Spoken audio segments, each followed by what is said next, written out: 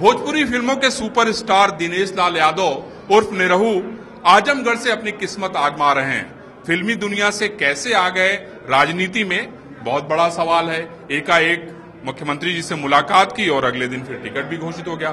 तो आइए हम आपसे बात करते हैं और ये जानने की कोशिश करते हैं कि आखिर राजनीति में कैसे आ गए। नीरव भाई, लोगों के मन में एक बड़ा सवाल है कि राजनीति में कैसे आ गए। आप इतना बढ़िया एक्टिंग करते थे, बिग बॉस में भी चले गए हैं, दुनिया ने आपको देख लिया, तो राजनीति के बॉस बनने के बारे में कैसे सोचा आप? देखिए, ये लोगों का जो सवाल है वो बहुत सही है। कहीं दूर दूर तक ये नहीं था कि मैं राजनीति में आऊंगा। मुझसे कोई पूछता भी था तो मैं मना करता था कि हाँ, मैं राजनीति में नहीं आना चाहता हूँ, क्योंकि मैं अपने काम में इतना व्यस्त हूँ कि मेरे पास समय नहीं है, तो मैं नहीं आ सकता। मैं ऐसा मानता था और मैं कहता भी था। पर जब भी मैं अपने फिल्मों के प्रमोशन में शहर में, गांव में, कहीं भी जाता था, तो मैं एक बात हर बार नोटिस करता था कि जो मेरे दर्शक हैं वो जब मुझसे मिलते हैं थिएटर पे, तो फिल्म की बात छोड़ के अपनी समस्याएं मुझसे सुनाने लगते हैं। वो कहने लगते हैं कि मुझे ये प्रॉब्लम है, यहाँ पे ऐसा ये नहीं हो रहा है, वो नहीं हो रहा है। तो उनको ऐसा लगता था कि ये मेरा हीरो है और ये सब ठीक कर देगा। तो मैं एक कलाकार होने के नाते जितना कर सकता था करता भी था।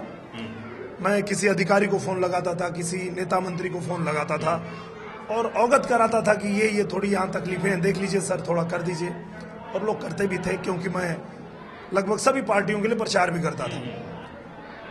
एक दिन अचानक मेरी मुलाकात हुई मुंबई में ही श्री योगी आदित्यनाथ जी से, हमारे मुख्यमंत्री जी से।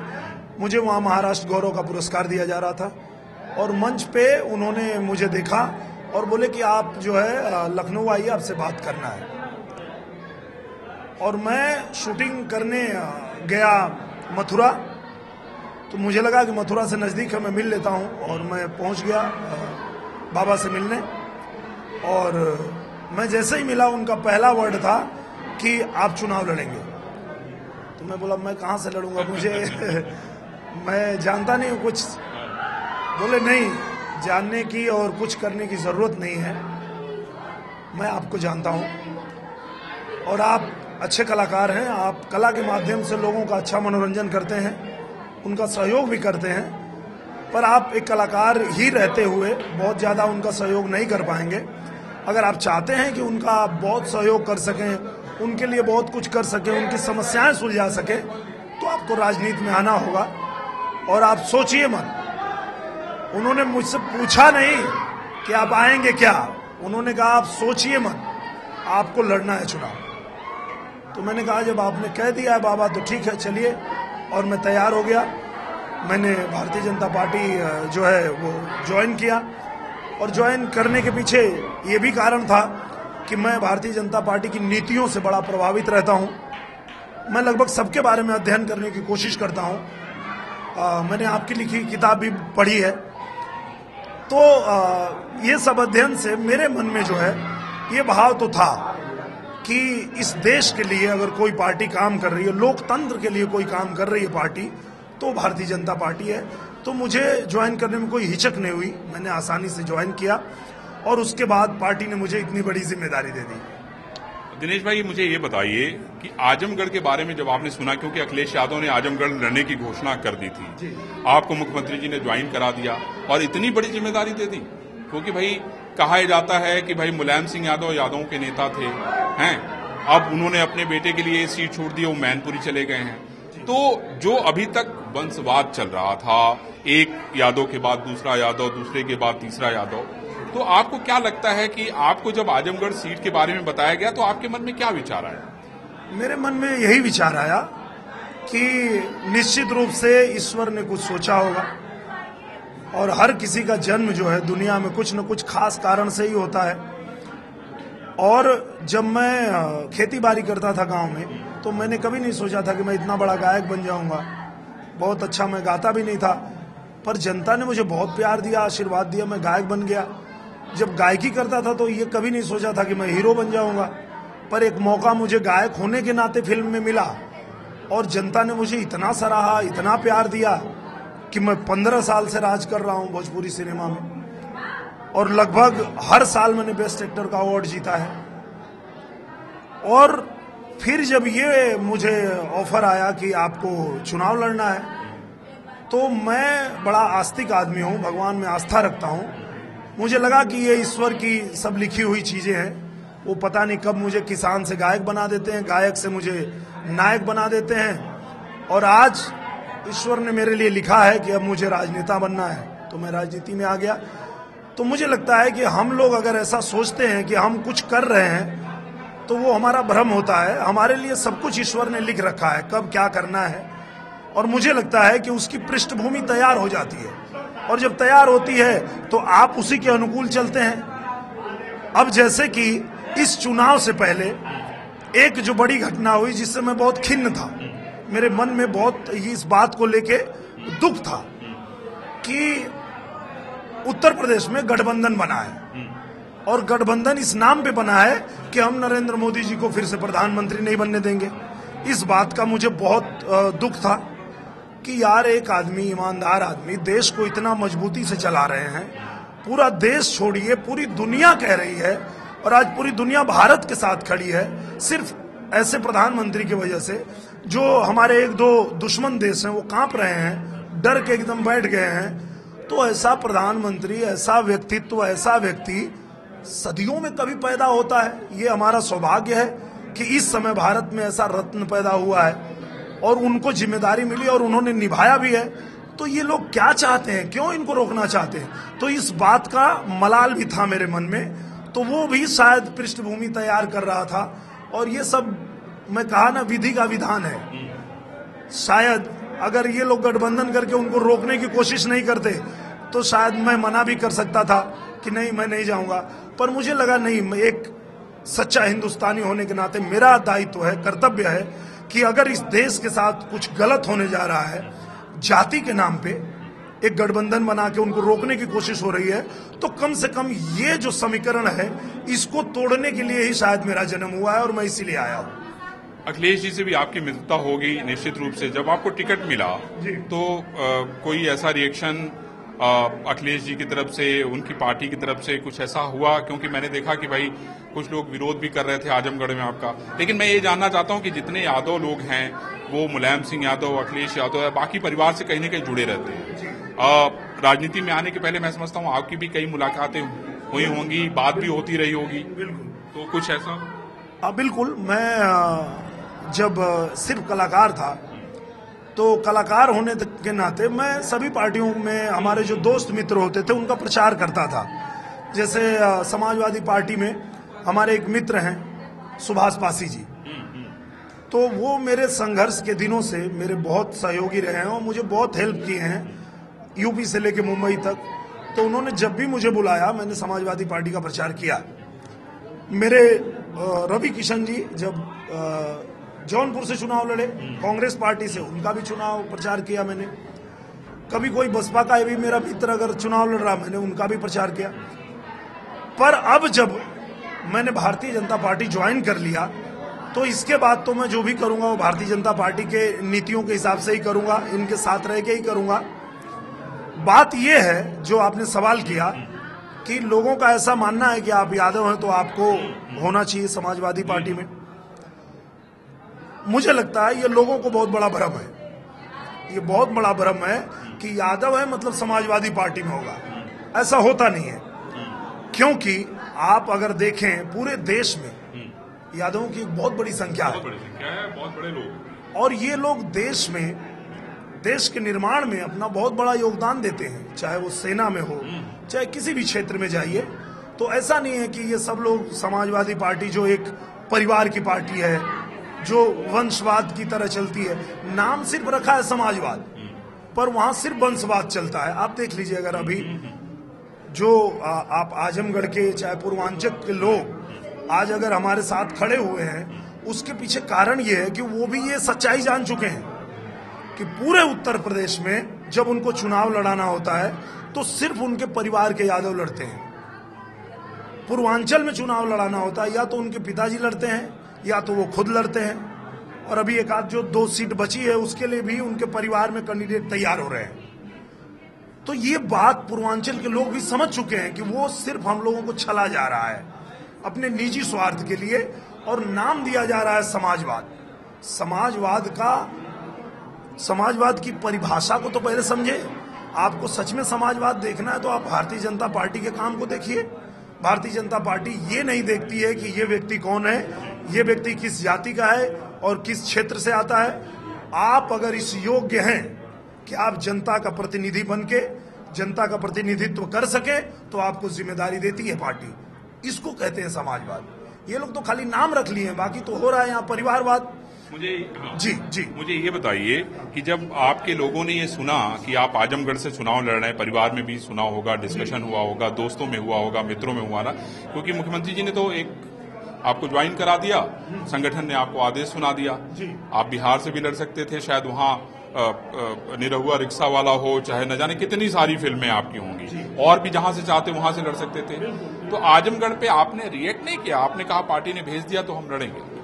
नहीं, मैं रिएक्ट इसलिए नहीं किया कि मैं आज ही पार्टी ज्वाइन कर रहा हूं और ये मेरा सौभाग्य है कि मुझे इतना बड़ा दायित्व मिल रहा है। ये बहुत कम लोगों को मिलता है और इसके बारे में मैं कुछ इसलिए बोल पाता कि अगर ये गलत होता, पर मुझे लग रहा था कि जो लोग देश के विरोध में हैं, जो प्रधानमंत्री के विरोध में खड़े हैं, अगर उनके सामने मुझे खड़ा होने का मौका मिलता है।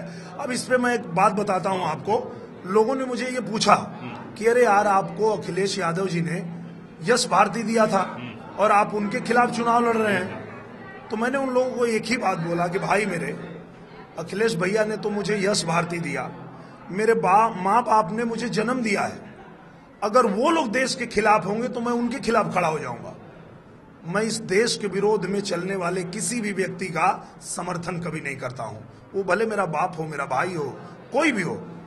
देखिए, मुझे लगता है कि आप लाभ के बारे में सोचिए, आप संगठन बनाइए। हर जाति का संगठन बनता है, वो अच्छी बात है कि उनके हक के लिए लड़ना है, संगठन बना लीजिए। पर उस संगठन का उपयोग अगर आप देश के विरोध में कर रहे हैं तो ये गलत है। मुझे लगता है कि ये बात सब लोग समझ रहे हैं कि ये लोग क्या कर रहे हैं, इसलिए आज सब लोग मेरे साथ हैं। मुझे आप अब ये बताइए कि फिल्मों में आने से पहले आप की शिक्षा दीक्षा हुई होगी, कुछ आप अपने बारे में बताइए, क्योंकि जनता को लगता है कि अब जो है निरहु जो है, दिनेश लाल यादव जो हैं, वो फिल्मी पर्दे से निकल के बाहर आ गए हैं। अब जनता की अपेक्षाएं बहुत बढ़ गई हैं। उनको लगता है कि जिस तरीके से आप वहां पे अपराधियों को मारते थे मुक्के से, अब मुझे लगता है कि सबके सामने मारना पड़ेगा। तो ये बड़ी चुनौती है और आपको लग रहा होगा जिस तरीके से आपके पास समस्याएं आ रही होंगी और जिस तरीके से वो एकदम तुरंत हल चाहते होंगे, है ना, क्योंकि उसमें तो सब तय रहता है, लेकिन यहाँ तय नहीं है कुछ भी। तो आप पहले मुझे अपने बारे में बताइए, उसके बाद फिर जनता का मिल रहा रिस्पांस बताइए, फिर तब हम लोग आपके फिल्मी कैरियर और आपके गाने के बारे में बात करेंगे। देखिए, मेरा बचपन जो है वो कलकत्ता में बीता है। मेरे पिताजी वहीं नौकरी करते थे कलकत्ता में, तो मैंने अपनी पढ़ाई लिखाई वहीं किया। 12वीं पास वहाँ से किया, उसके बाद पिताजी रिटायर हो गए। फिर यहाँ गाजीपुर में मलिकपुरा कॉलेज से मैं बीकॉम की पढ़ाई करने लगा और गायकी भी करने लगा। पर मैं गायकी में इतना बिजी हो गया कि मैं बीकॉम की परीक्षा पूरी नहीं कर पाया, पूरी पढ़ाई नहीं कर पाया, बीच में ही छोड़ना पड़ा मुझे और मैं गायकी में उतर गया। गायकी करते करते मुझे फिल्मों में मौका मिला, फिल्में किया। कौन सा पहला एल्बम आपका आया था दिनेश भाई? मैं पहला एल्बम गाया था, बहुत सुपर हिट था। सुपर हिट जो हुआ, एल्बम तो मैंने बहुत गाए थे, पर पहला जो एल्बम बहुत बड़ा हिट हुआ वो था निरहुआ सटल रहे। तो जिस एल्बम से कि भाई, उस एल्बम में जो सबसे ज्यादा लोकप्रिय गाना हुआ था, जिसको सभी माताएं बहनें जो हमारे गांव जिला के सब लोगों ने पसंद किया था, वो गाना वो था, कुचुर कुचुर आंख करे बार भयल झौआ, बलम हो ले औता तेल गम कौआ। ये गाना एक ऐसा गाना था उसमें जो सभी वर्ग के लोगों ने बहुत सराहा था, बहुत पसंद किया था और जो महिलाएं हैं उनके बीच में बहुत फेमस हो गया था, बहुत उनका चहेता। मैं भी शायद 11-12 में पढ़ता रहूंगा या उससे ज्यादा, तो मेरी दादी बहुत इसको गा लेती थी, इसलिए मुझे याद है और बड़ा फेमस हुआ था। तो उसके बाद आपका कैरियर शुरू हुआ गाने से, तो उसके बाद आप का जो अगला पड़ाव था, बड़ा पड़ाव था, वो क्या था? उसके बाद जो अगला पड़ाव बड़ा था वो ये था कि उसके पहले जब मैं कहीं स्टेज शो करने जाता था तो बारात और रात में गाना गाने के लिए जाते थे हम लोग, बिरहा गायक था मैं। तो होता ये था कि बारात वाले कहते थे यार हमको भी सोने दो, तुम भी सो जाओ, क्यों चिल्ला रहे हो, सो जाओ। तो मुझे बड़ा अटपटा लगता था यार। कलाकार को कैसे नहीं, उसके अलावा एक मजबूरी ये भी थी कि ये लोग तो बोल रहे मत गाओ, नहीं गाएंगे तो सुबह पैसा नहीं मिलेगा, हम घर कैसे जाएंगे। सही कहा। बहुत सारी परेशानियां थी परेशानियां। जी। पर ये एल्बम आने के बाद सीधा उल्टा हो गया। मुझे ऑफर आया यहीं आजमगढ़ से। आजमगढ़ से कुछ लोग आए और बोले कि आपका एक शो कराना है, टिकट शो। तो मैं बोला टिकट शो क्या? बोले लोग टिकट कटाएंगे, फिर अंदर आके बैठेंगे, फिर आपका गाना सुनेंगे। मैं बोला यार फोकट में जब सुनने को तैयार नहीं होते बोलते सो जाओ, ये तुम क्या बात कर रहे हो? तो बोले नहीं नहीं आप नहीं समझ रहे हो, हम लोग कराएंगे, आप आ जाओ। तो पहला टिकट शो जो है वो आजमगढ़ में हुआ और पूरा बम्पर हाउसफुल रहा पूरा। मैं खुद भी आश्चर्यचकित रहा कि मुझे टिकट कटा के लोग देखने आ रहे हैं। अब ये जब देखा आजमगढ़ में, तो जौनपुर में एक सिनेमा है लालजी सिनेमा, उस सिनेमा हॉल वाले ने कहा कि फिल्म से ज्यादा तो इसके गाने में कमाई है। उसने अपने थिएटर से फिल्म रोक दिया और 3-3 शो मेरा गाने का होने लगा, गाना चलने लगा कि 12 से 3 चल रहा है गाना, फिर 3 से 6 चल रहा है, 6 से 9 चल रहा है और पूरा हॉल भरा हुआ है। ये बात जब फिल्म वालों को पता चली तो उनको लगा कि एक लड़का ऐसा है जो उसके गाने को लोग टिकट कटा के आ रहे हैं, थिएटर में देख रहे हैं, तो इसको लेके फिल्म बनानी चाहिए। फिर पहला मौका मुझे मिला चलत मुसाफिर मोहलियो रे फिल्म का। और संजोग देखिए, संजोग ये रहा कि गोरखपुर में गया मैं शूटिंग करने के लिए और मंदिर पे ही बाबा योगी आदित्यनाथ जी ने ही मेरी फिल्म का भी मुहूर्त किया था। उनके हाथों मुहूर्त हुआ और मैंने इतनी लंबी धुआंधार पारी खेली सिनेमा में और ईश्वर की कृपा से बाबा के ही हाथ से यहाँ भी मेरा मुहूर्त हुआ है, राजनीति में भी। तो मैं ऐसा मानता हूँ कि यहाँ भी बहुत लंबी पारी खेलने वाला हूँ मैं। भाग्यवादी हैं आप, मुझे लगता है कि भाग्य को बहुत मानते हैं। आपको लगता है कि जो भाग्य ने आपको जहां आगे बढ़ा दिया आप उसको स्वीकार कर लेते हैं? करना चाहिए। जो व्यक्ति नहीं करे, मुझे लगता है कि वो दुर्भाग्य है उसका। ईश्वर आपके लिए, ये बचपन में मैंने एक किताब पढ़ा था, आपने भी पढ़ा होगा, एक किताब पढ़ा था मैंने, अवसर के लिए तैयार रहो। उस किताब में यही लिखा था, तो समझो और पहले से तैयार रहो, क्योंकि उसमें लिखा था कि समय जो है उसके आगे तो बाल होता है पर पीछे से वो गंजा होता है। जब अगर मौका आपको मिला, अगर आगे से पकड़ा तो पकड़ लोगे, और अगर आप सोचने लगे क्या करूं क्या नहीं करूं और निकलेगा, पीछे से पकड़ते रह जाओगे, हाथ फिसलेगा, वो पकड़ में नहीं आएगा। तो वो किताब मैंने पढ़ा था कि अवसर के लिए तैयार रहो। तो मुझे लगता है हर व्यक्ति को अवसर के लिए तैयार रहना चाहिए। आपको कभी कोई मौका मिलता है उसको छोड़िए मत।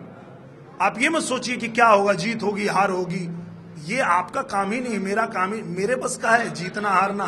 ऊपर बैठा है, लिख रहा है, वो लिख रहा है क्या होना है क्या नहीं होना है। भाग्य अब राजनीति का आपका लिख दिया है और वो जो लिख दिया है उसके विरोध में जाके मैं क्या कर लूंगा।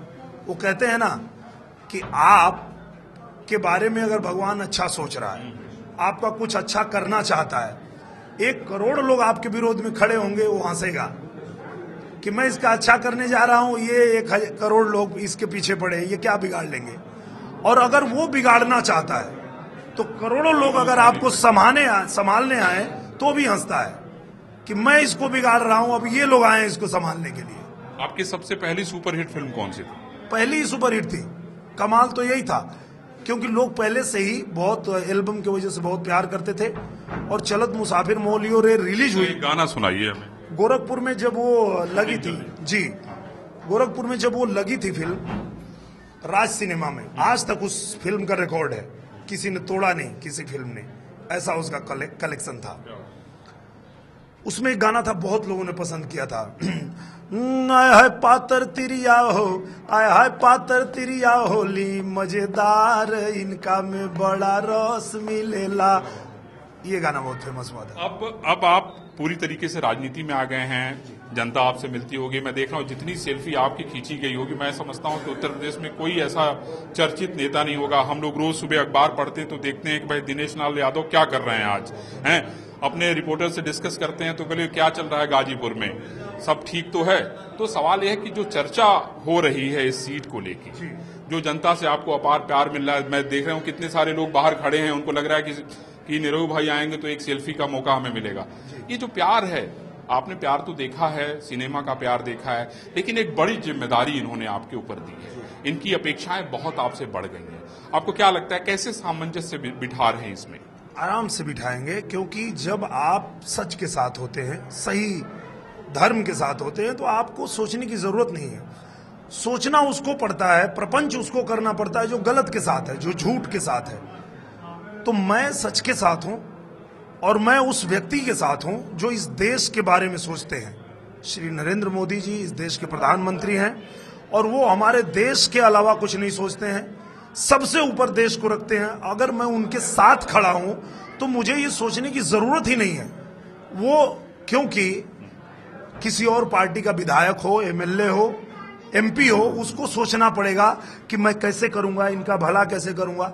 हमारा तो प्रधानमंत्री ऐसे हैं कि वो वहीं से सबके बारे में सोचते हैं कि एक किसान अगर बीमार पड़ गया, एक किसान का बच्चा बीमार पड़ गया तो उसको खेत न बेचना पड़े, 5 लाख रुपए तक की सुविधा दे दिया कि आप खेत मत बेचो, 5 लाख रुपया ये हम आपके लिए खर्च करेंगे।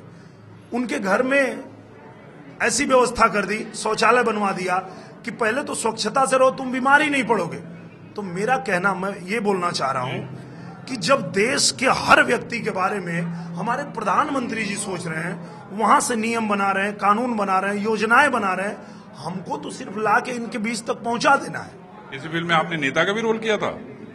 हाँ, मैं कई फिल्मों में किया हूँ। कई फिल्में नेता ने, तो उसका असर मुझे दिख रहा है यहाँ पे। नहीं मैं एक फिल्म में नेता बना था और उसमें अमिताभ बच्चन जी मेरे पिता की भूमिका में थे। अच्छा। और जया बच्चन जी मेरी माँ बनी थी, गंगा, क्या नाम था उसका? गंगा देवी। और ऐसा ये मेरा सौभाग्य है कि 3 लोगों के साथ ही ऐसा हुआ है कि अमित जी पिता हो, जया बच्चन जी माँ हो। ऐसा सिर्फ शाहरुख खान और ये एक ऋतिक रोशन, एक कोई और एक मुझे मौका मिला ऐसा। तो उस फिल्म में मैं नेता बना था और अमिताभ बच्चन जी और मेरी माँ दोनों ही कहते थे कि नहीं नहीं तुम मत लड़ो, तुम मत चुनाव में जाओ, तुम मत राजनीति में जाओ। तो ये जब शॉट चलता था तब तक तो फिल्म की बातें होती थी। शॉट कट होने के बाद जब मैं बैठता था अमित जी के साथ में, तो वो खूब मजे लेते थे, बोलते थे कि देखो बेटा, जैसे इस फिल्म में मैं तुमको मना कर रहा हूं, ऐसे ही मेरे पिताजी मुझे मना करते थे कि राजनीति में मत जाओ, लेकिन मैं नहीं माना और तुम भी नहीं मान रहे हो। तो मैं बोला सर ये तो फिल्म है, अब असली में थोड़े जा रहा हूँ। पर मुझे क्या पता था कि मैं असली में भी यहाँ आ जाऊंगा। ये नहीं कहा कि जया जी राजनीति में कितनी परेशानी होती है हमें? देखिए नहीं, जया जी राजनीति में और बहुत अच्छा करती हैं। हमारे यहाँ कई बार वो फिल्म बंधु में रही हैं, बहुत अच्छा काम करती हैं जी। मुझे ये बताइए, अपने परिवार के बारे में कुछ बताइए कि परिवार में कौन कौन है, कितनी जिम्मेदारियां आप निभा पाते थे, समय परिवार को देते हैं कि नहीं देते? अब आप राजनीति में आ गए हैं तो मुझे लगता है कि ये तो एक महीनों का खेल है, चुनाव होने के बाद और भी जिम्मेदारियां आपके बढ़ जाएंगी क्योंकि आजमगढ़ संसदीय क्षेत्र आपके पास होगा, तो ये बड़ी बात है। तो कौन कौन लोग हैं, किसकी किसकी शिकायत आपको रोज मिलती है? नहीं, मुझे इसलिए नहीं मिलती है शिकायत कि मेरे घर में 2 भाई हम लोग, मैं और मेरा छोटा भाई प्रवेश लाल यादव। और जब मैं फिल्मों में आया तभी सारी जिम्मेदारी मैंने अपने छोटे भाई को दे दी, चाहे वो मेरे फिल्म की कंपनी हो, चाहे घर परिवार, वो सब कुछ, पैसा रुपया, सारा हिसाब किताब और सब कुछ चलाना उनका काम है। मैं निश्चिंत होकर सिर्फ और सिर्फ एक्टिंग करता था, सारी जिम्मेदारी वो संभालते थे। अभी जब मैं आ रहा था आजमगढ़ तो मैं अपने माँ से गया और बोला कि मैं चुनाव लड़ने जा रहा हूँ, बाबा ने आदेश दिया है, क्या बोलती हैं? तो उन्होंने भी मुझे सहमति दे दी। बोली बेटा मैंने तो तुमको खाली जन्म दिया है, तुमको इतना नाम शोहरत तो यही जनता ने दिया है, जाओ सेवा करो उनकी। तो कोई दिक्कत नहीं है, कोई मुझे परेशानी नहीं है। बस यही भाई हैं अभी? मेरे भाई हैं। इसके अलावा मेरे 2 बच्चे हैं जो मुंबई में ही पढ़ते हैं, हॉस्टल में पढ़ते हैं। और 3 बहनें हैं, उनकी पहले ही शादी हो चुकी है। तो सभी लोगों को आपने एंगेज कर रखा है। जी। मुझे आप ये बताइए कि मोदी जी का आशीर्वाद, कोई बातचीत हुई, कोई आशीर्वाद आपको मिला? मुझे लगता है कि मैं सीधे सीधे जीत के ही उनसे आशीर्वाद लूंगा। जी। उनके लिए कुछ बनाया तो आप मुझे सुनाइए। बिल्कुल, हाँ, मोदी जी के लिए मैंने बनाया। जब अभी जो भी घटनाएं हुई उसको लेके मैंने बनाया था, शायद उन्होंने सुन भी लिया होगा। अब ना छोड़िया पाकिस्तान के सबक सिखा द मोदी जी, सिखा द मोदी जी, सबक सिखा द मोदी जी। तिरंगा तिरंगा लाहौर में अब चल के तू फहरा द मोदी जी। सूतल जबले शेर रहे तबले गीदड़ ललकारे, लाखों गीदड़ भागे लें जब शेर झपट्टा मारे। तब ना छोड़िया पाकिस्तान के सबक सिखा द मोदी जी। Thank you. आखिरी सवाल, आपने गठबंधन की बात की, अब कांग्रेस की बात कर लेते हैं। प्रियंका और राहुल तो पहले से थे, अब प्रियंका भी आ गई हैं, तो आपको क्या लगता है उसका प्रभाव है कुछ? देखिए क्या है, पिछले आजादी से लेके 2014 तक ये पूरा देश देखा है, पूरे देश ने जाना है कि किस तरह का राज चला, किस तरह का शासन चला। एक आध बार बीच में मौका मिला था भारतीय जनता पार्टी को, वो भी लोगों ने देखा कि किस तरह से जो है काम हुआ। तो मुझे लगता है कि ये जो पूरा देश है वो उनको सिरे से नकार चुका है। वो लाख कोशिश कर लें, लाख वो प्रपंच बना ले, कुछ भी दावे कर लें, पर ये देश समझ चुका है अब ये देश सिर्फ और सिर्फ नरेंद्र मोदी जी को चाहता है। अच्छा, जो आजकल बयान आ रहे हैं नीरव भाई, कोई कह रहा है कि अली मेरे साथ हैं, कोई कह रहा है बजरंग बली मेरे साथ हैं, इस बयान को आप किस तरह से देखते हैं? क्योंकि जब विकास की बात होती है तो इन बयानों की मुझे लगता है जरूरत है। ठीक है, देखिए क्या आस्था भी बहुत बड़ी चीज होती है, आस्था रहनी चाहिए, क्योंकि जब आस्था से जुड़ के आप काम करते हैं तो आप बहुत अच्छा काम करते हैं। आपके साथ कौन है, अली है कि बजरंग बली? मेरे साथ सब लोग हैं। मैं तो ऐसी पार्टी के साथ हूं जो पार्टी इसमें भरोसा रखती है सबका साथ सबका विकास। नरेंद्र मोदी जी कभी ये नहीं पूछते हैं कि ये जो शौचालय आप लोग बनवाने जा रहे हो ये मुस्लिम बस्ती में बनेगा कि हिंदू बस्ती में बनेगा, ऐसा नहीं है। चाहे वो मुसलमान हो, दलित हो, चाहे वो यादव हो, ब्राह्मण हो, कोई भी हो, सबके लिए जो सुविधाएं वो चलाते हैं वो सबके लिए करते हैं। सबका साथ सबका विकास। तो ये आपने देखा कि दिनेश लाल यादव उर्फ निरहू पूरी तरीके से कॉन्फिडेंट हैं। उनको लगता है कि वो चुनाव जीतेंगे क्योंकि उनकी नीयत साफ है और उनके भाग्य में ये वादा है। इसके पहले जब फिल्म का मुहूर्त हुआ था उस दौरान फिल्में भी हिट हुई थी क्योंकि उसका मुहूर्त योगी आदित्यनाथ ने किया था, और इस बार भी योगी आदित्यनाथ ने इनको राजनीति में आने का मौका दिया है। गौरव के साथ अरविंद चतुर्वेदी, इंडिया न्यूज, आजमगढ़, उत्तर प्रदेश।